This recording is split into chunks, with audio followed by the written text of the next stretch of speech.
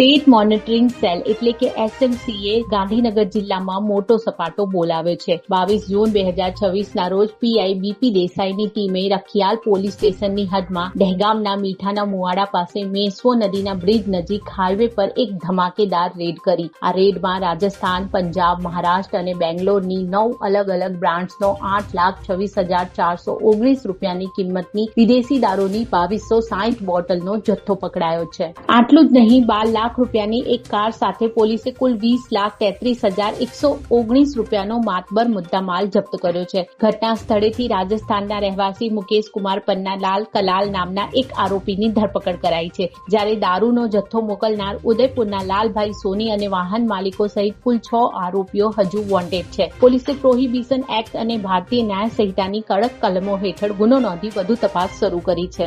સોલારમાં હવે સબસિડી બંધ થવાની છે, તો તમારા ઘરે સોલાર લગાવવા આજે જ સે સોલારનો સંપર્ક કરો।